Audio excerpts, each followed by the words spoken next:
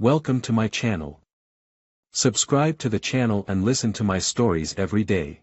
As the rain splashed against the windshield that morning, I had no idea that my life was about to take a sharp turn. I was half listening to the hum of the morning radio as Claire sat beside me, tapping away on her phone. She was going on another one of her business trips. These trips had become so frequent over the past year that I barely thought about them anymore. But something felt off that day. I couldn't place it at first, a strange silence despite the sounds around us. Claire was glued to her screen, her expression unreadable, her posture tense. "Everything all right?" I asked, throwing a glance her way as we pulled up to the terminal. "Yeah," she replied without looking up. "Just a lot going on at work." She forced a smile, but it didn't reach her eyes. Before I could pry any further, she leaned over, gave me a quick peck on the cheek, and climbed out of the car. "Love you," she said with an unusual flatness in her voice. "Love you too," I replied, watching her as she rolled her suitcase toward the sliding doors. Something twisted in my gut as I drove away, but I pushed it aside. Claire was busy, her job was demanding. We'd been married long enough for me to understand that everyone's bound to have an off day. When I got home, the silence was almost stifling. I'd gotten used to our quiet house during her trips, filling the silence with podcasts or music, but that day, the emptiness felt different. It was as if something was lurking just beneath the surface, something I couldn't quite see. As the week passed, I tried to shake off the feeling. But on Thursday evening, while I was rummaging through the closet looking for an old pair of shoes, I stumbled upon something unexpected. Wedged in the pocket of one of Claire's coats was a crumpled receipt. I squinted at the print, a charge from a luxury hotel barely 20 minutes away from our home, dated the same night she'd supposedly been away for work. I stared at it, trying to make sense of what I was seeing. Maybe it was a layover, a last-minute booking for a nearby client. But as I examined the date, I couldn't shake the feeling that something was off. Why would she need a hotel room so close to home? And why had she never mentioned it? I slid the receipt back into her coat pocket and closed the closet, suddenly feeling the walls close in on me. Claire had been my best friend for the past 12 years, my partner through thick and thin. Surely, there had to be an explanation. But as I lay awake that night, the seed of doubt planted itself firmly in my mind, refusing to be ignored. In the days that followed, I found myself noticing other things, small things that had once seemed insignificant but now felt like pieces of a larger puzzle. Claire had changed over the past few months, and not in a way I could easily pin down. She was more guarded with her phone, keeping it on Do Not Disturb during her free time, and when I'd ask her how her day went, she'd answer in brief, vague replies, often followed by a distracted smile. Our conversations, once deep and engaging, had become increasingly one-sided. On Friday, as I was brewing coffee, her phone lit up on the counter. The name on the screen wasn't familiar, Martin, with a last name I didn't recognize. The message preview simply read, "See you soon." I felt a chill run down my spine as my mind raced. Was it a colleague? A client? Or was there more to it? I didn't confront her right away. Instead, I started paying closer attention. That weekend, Claire was unusually quiet, often lost in thought, and she spent hours on her phone when she thought I wasn't looking. The pieces were falling into place, but I was still too afraid to acknowledge the picture they formed. Instead, I resolved to find out what was really going on, to gather the evidence before I made any accusations.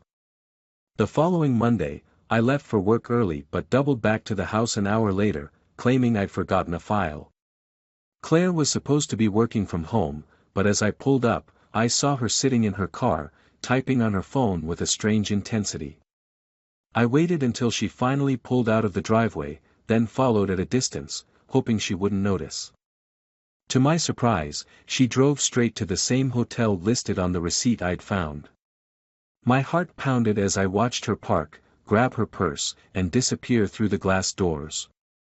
Part of me wanted to storm in, to demand an explanation, but I held back, knowing that if this was what I feared, I needed more than just a single confrontation. I sat in the car, staring at the hotel's entrance, my mind a whirlwind of anger, betrayal, and disbelief. A decade of marriage, countless shared memories, and now this? It didn't make sense. I thought about the nights we'd spent laughing together, the dreams we'd built side by side, and the promises we'd made to each other. And now, it all felt like a lie.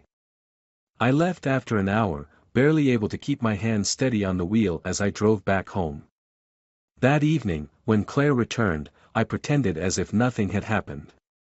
She slipped into the house with her usual smile, her voice casual as she recounted a few work-related anecdotes, oblivious to the turmoil raging inside me. But now, I was determined. I'd find out the truth, even if it meant destroying everything we'd built. Over the next few days, I kept my guard up, biding my time, waiting for the moment when I'd have undeniable proof. I sifted through our bank statements, noticing unfamiliar charges that didn't align with the expenses she usually mentioned.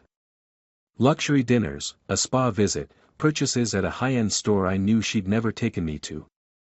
Each discovery was like a fresh wound, cutting deeper than the last.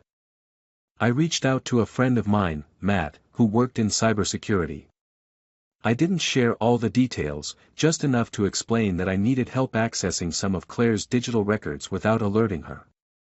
Matt didn't ask too many questions, but his tone turned serious when I told him the nature of my suspicions.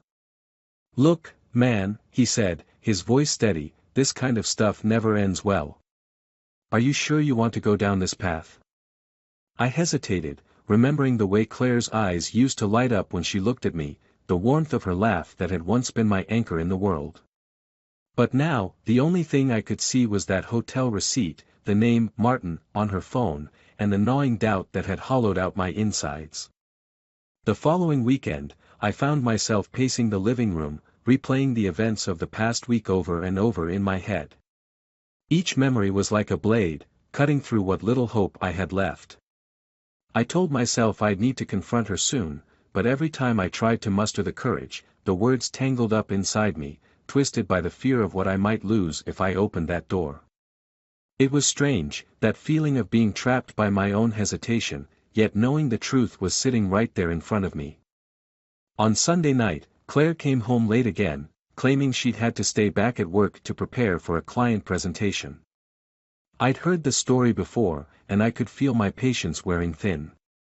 My mind raced as she walked past me, offering a quick kiss on the cheek before retreating to the bathroom, as if nothing was amiss. She didn't even seem to notice the tension radiating off me.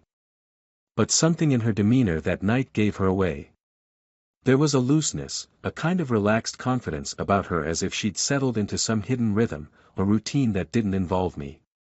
I watched as she took her phone with her to the bathroom, closing the door just a little too quickly. This was it. I couldn't keep living like this, and I had to take action. I waited for her to fall asleep that night, a plan forming slowly, building with each breath she took beside me. As soon as I was sure she was out, I took her phone and crept into the kitchen.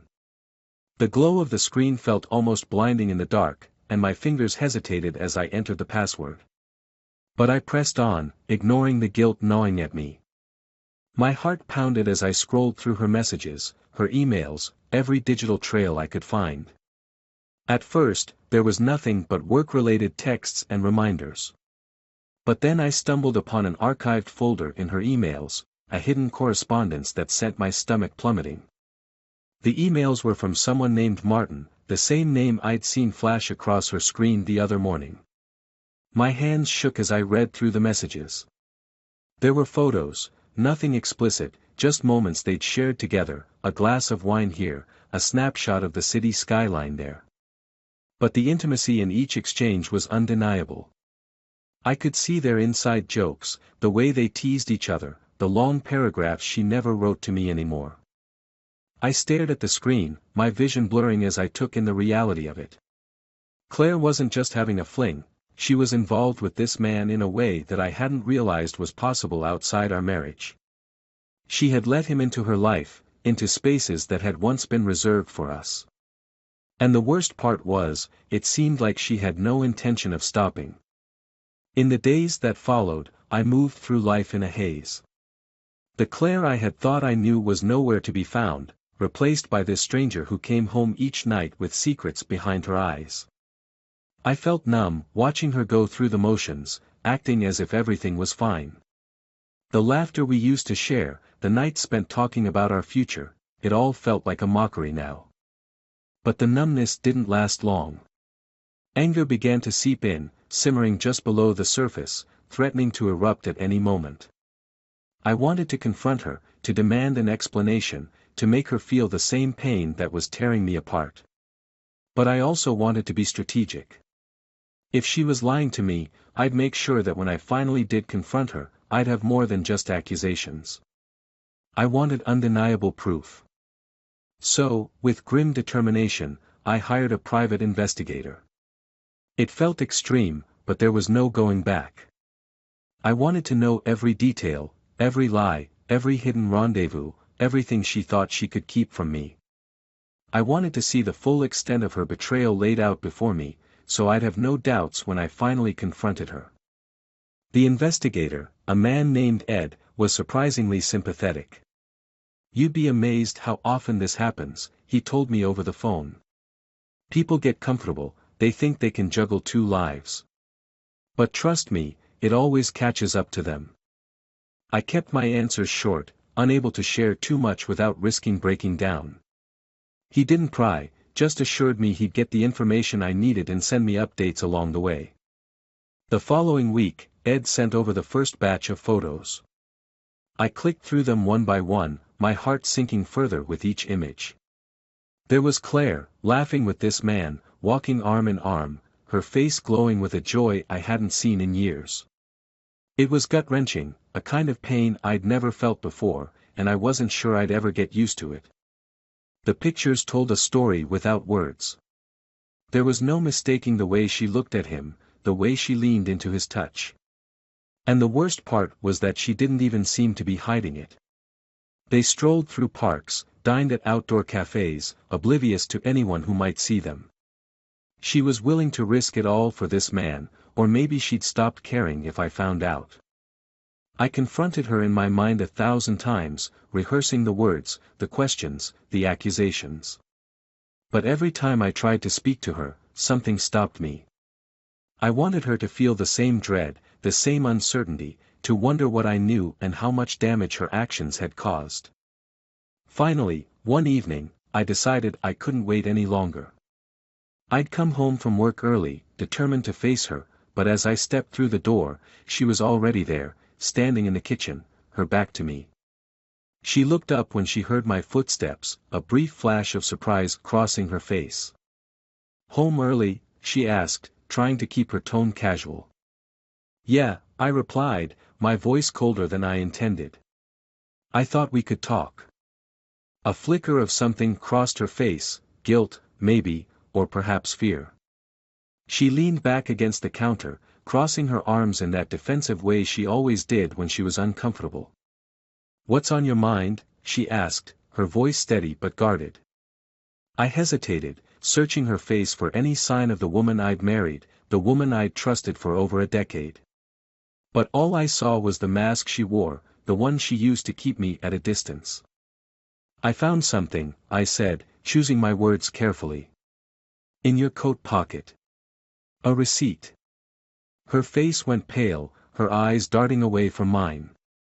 She didn't speak, didn't try to deny it, and that silence was all the confirmation I needed. "So, it's true then?" My voice was barely a whisper, but each word felt like a thunderclap in the quiet room. "You're seeing someone else." She opened her mouth to say something, but no words came out. Her eyes filled with tears, but I didn't feel the least bit sorry for her. I waited for her to explain herself, to try and make sense of the betrayal, but all she did was stand there, silent, as if she could somehow will the truth away.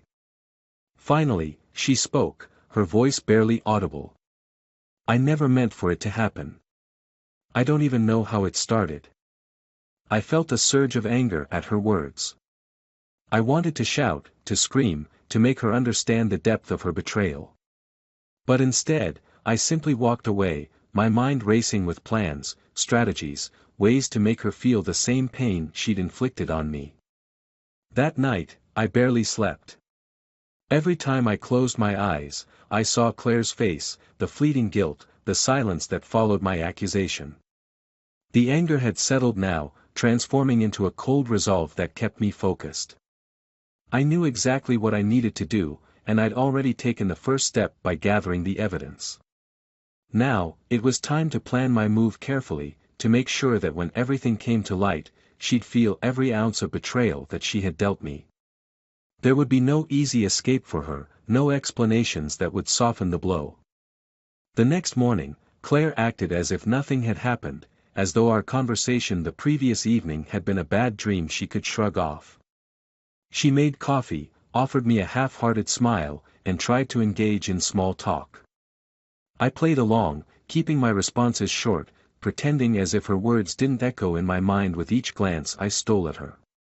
"Are you okay?" she finally asked, her voice tentative, as if she knew what lay beneath my calm facade but hoped I wouldn't let it slip out. "Fine," I replied, forcing a neutral tone. "Just tired from work." She nodded, her eyes searching my face for something, some crack in my expression that might reassure her. But I gave her nothing. I'd learned well from her, how to act, how to wear the mask. As she left for work, I took a deep breath and went over my plan. It was ruthless, perhaps a little more than I'd initially intended, but I wanted her to feel the consequences of her actions in the same way they had impacted me.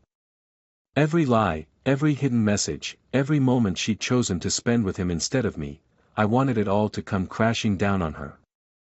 I contacted my lawyer, a friend from college who owed me a favor. We'd lost touch over the years, but he remembered me well enough to give me his full attention. I explained the situation, omitting some of the more raw details, and he listened with a professional detachment that I envied. "So, you want to go for a divorce," he said after a long silence. "But you want this to hurt, don't you?" "Yes," I replied, the answer coming easily, without hesitation. "I want to protect myself and make sure she doesn't walk away from this thinking she got away with it." He outlined the steps, explaining how we could leverage the evidence to ensure I got what I deserved in the settlement. He asked me about assets, accounts, things Claire might not know I had control over. We went through every detail of our shared finances, every investment, every piece of property we owned, and he helped me outline a strategy that would ensure I emerged from this with everything intact. Claire wouldn't see it coming. Over the next week, I moved quickly and quietly. I liquidated a portion of our joint investments and transferred the money into an account Claire didn't know about. I had the funds redirected in such a way that it appeared as if we'd suffered minor losses in our investments, nothing suspicious enough for her to notice. Every night, she came home, greeted me with a forced smile, tried to chat, but I kept it short, knowing my distance only fueled her confusion and anxiety. I also set up a meeting with Ed, my private investigator, to go over any new findings. I needed a complete record of her affair, every piece of evidence that would show the depth of her betrayal. Ed was waiting for me when I arrived at the cafe, his laptop open, a folder filled with photographs and printed text messages in front of him. He glanced up as I approached, his face neutral but his eyes sympathetic. "Mark," he greeted, nodding as I took a seat. "I've got everything you asked for." He opened the folder and slid it across the table. I took a deep breath before looking down, my heart pounding despite my resolve. There were dozens of photos, each one a dagger to the chest. Claire and her lover, Martin, in restaurants, parks, and hotels, laughing, touching, as if they had nothing to hide. Ed continued, "She's been seeing him regularly, Mark. From what I gathered, they meet at that same hotel at least twice a month, sometimes more. They don't seem to be too discreet about it, so I don't think she's worried you'll find out."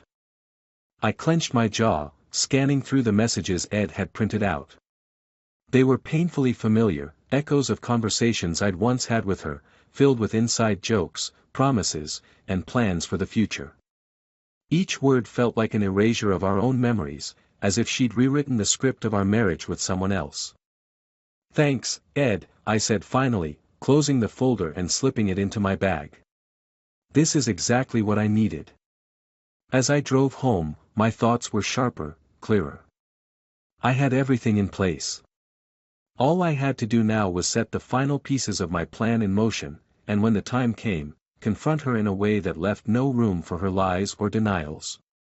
I knew exactly when and how I'd do it, a confrontation that would unravel everything. The following Friday, I arrived home early, a day when Claire would think I was at work late. I wanted her to come home to find me waiting. I poured myself a drink, sat in the living room, and watched the clock tick away, each passing second bringing me closer to the moment of reckoning. When Claire finally walked in, she froze, her gaze darting around the room as if she could sense the weight of the silence that surrounded us. "You're home early," she said, her voice cautious.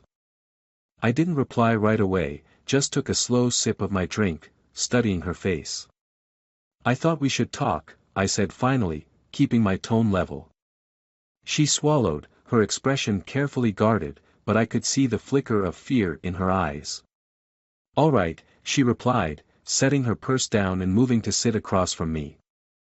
"I know about Martin," I said, letting the words fall into the silence like stones into a still pond. The color drained from her face. For a moment, she looked as though she might try to deny it, to feign innocence, but then she let out a shaky breath, her shoulders slumping. "I'm sorry," she whispered, her voice barely audible. "I never wanted you to find out like this." "Oh, really?"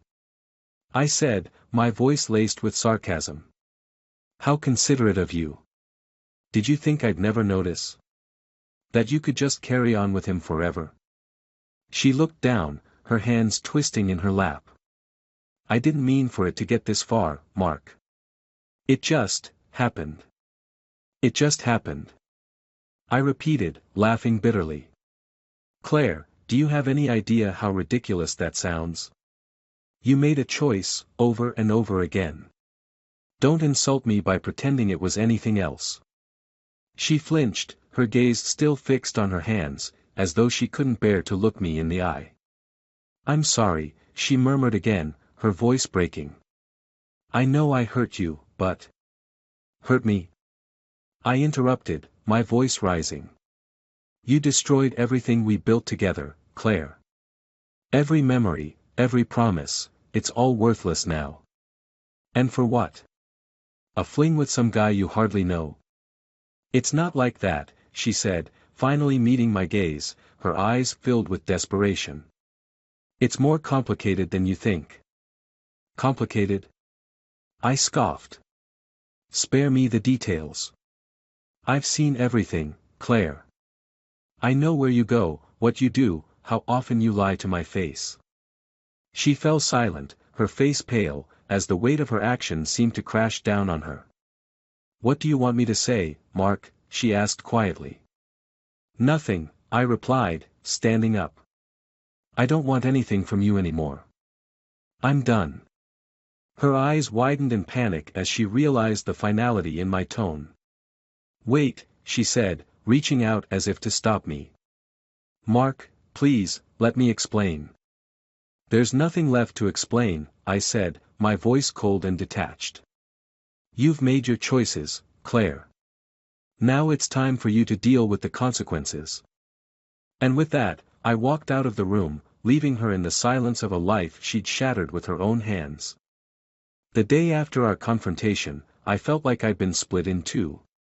One half of me was filled with the quiet satisfaction of finally exposing Claire's betrayal. The other half was hollowed out, echoing with memories of what we'd once been. I hadn't told her about the divorce yet. I wanted her to sit in the silence, to feel the weight of her choices. She tried to speak to me several times that morning, but I kept my distance, brushing her off with a cold, detached calm that left her on edge. Later that day, I went out, needing to clear my mind. I ended up at a small, quiet park where Claire and I had spent lazy Sunday afternoons in the early years of our marriage.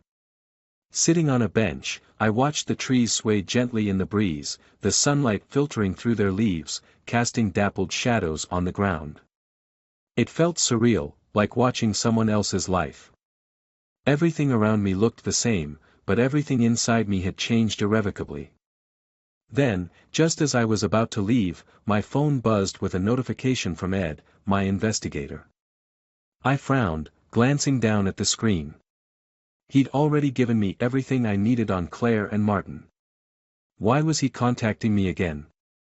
"Mark," his message read, "there's something you need to see. It's urgent." Curiosity piqued, I opened the attachment he'd sent, a short video, shot in what looked like the lobby of a hotel. The camera panned over a group of people, and there, standing near the entrance, was Claire. But she wasn't alone. She was with Martin, as expected, but they were locked in what looked like a heated argument. Her face was pale, and she was pointing a finger at him, her expression a mix of fury and betrayal. I watched, confused, as the argument escalated. Martin tried to walk away, but Claire grabbed his arm, her face a storm of emotions I hadn't seen before. Then, out of nowhere, she slapped him across the face, the sound echoing through the lobby. The video cut off there, leaving me with more questions than answers. Ed's message buzzed in again. "Check the call history on her phone. I think you'll find something interesting." I felt a chill run down my spine as I realized I might not know the full story. Reluctantly, I made my way back home, my mind racing with questions I hadn't anticipated. What had that fight been about? And why was Ed, of all people, bringing it to my attention now?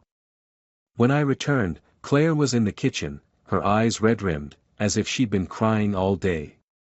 She looked up as I entered, and for a moment, I saw a flicker of something other than guilt, something that looked almost like fear. "I need your phone," I said abruptly, unable to mask the suspicion in my voice.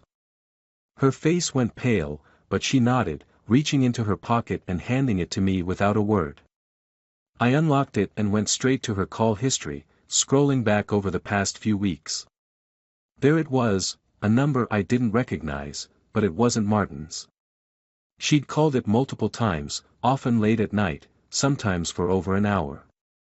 I glanced at her, and she looked away, her face drained of color. "Who's this?" I asked, showing her the number.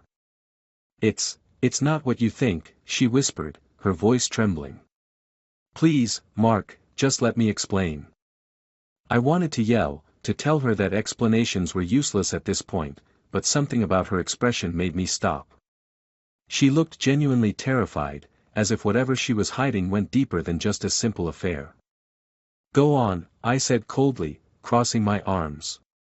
She took a deep breath, staring down at her hands. "I met Martin a year ago, yes, but it wasn't just an affair," she began, her voice barely a whisper. "He wasn't just some guy I fell for. He blackmailed me." "Blackmailed you?" I repeated, my disbelief thick with skepticism. She nodded, her eyes welling up. "I didn't want you to know, Mark, because I was trying to protect you, and our family." I clenched my jaw, the anger boiling up again. "Protect me from what, exactly?" Claire hesitated, then wiped her eyes, composing herself. "When I first met him, he was charming. I thought he was just a friend. But he knew things about us, about our finances, about your work. He started hinting that he'd ruin us if I didn't do what he asked. At first, it was just small things, meeting him for coffee, texting him. But then it got worse. He threatened to go public with private things about us." I stared at her, struggling to process what she was saying. Could it be possible? Could Martin really have manipulated her, forced her into this? "Why didn't you just tell me?" I demanded, my voice raw with a mix of frustration and doubt. "I thought I could handle it on my own," she whispered. "I thought if I kept him happy, he'd leave us alone.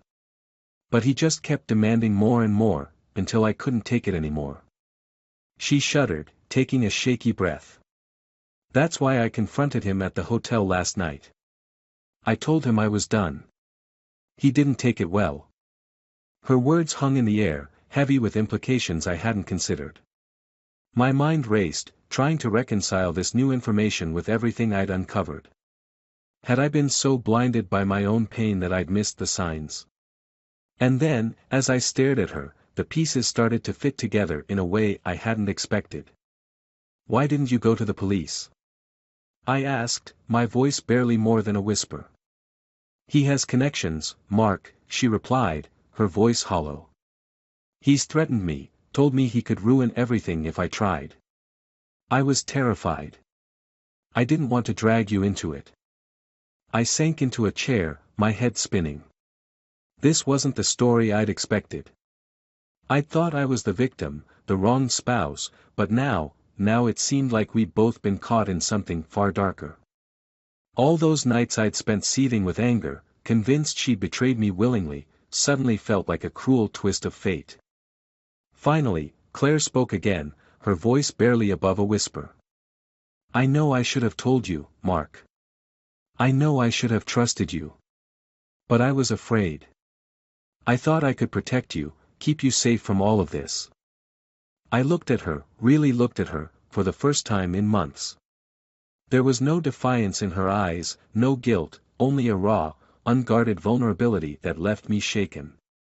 She had been fighting a battle of her own, one I hadn't seen, too wrapped up in my own pain to recognize her fear. As the reality sank in, I felt my anger dissolve, replaced by something softer, something I hadn't expected, understanding. We had both been broken by this, both played by someone who had preyed on our weaknesses. "I'm sorry," I whispered, the weight of it crashing over me. Claire looked up, her expression softening with surprise. "I'm sorry too," she murmured, her voice trembling. "I never wanted this, Mark. I never wanted any of it." We sat in silence, the air thick with unspoken forgiveness, the first real connection we'd felt in a long time. It was fragile, tentative, but it was there, a glimmer of hope in the wreckage. As the days passed, we began to piece together what was left of our lives, rebuilding from the rubble with a newfound understanding. It wasn't easy, and the scars from Martin's manipulation would linger, but we were determined to move forward, side by side, bound not by a perfect past, but by the resilience that had kept us standing through the storm. In the end, we hadn't just survived the betrayal, we had reclaimed our lives, and each other, from the shadows of deceit.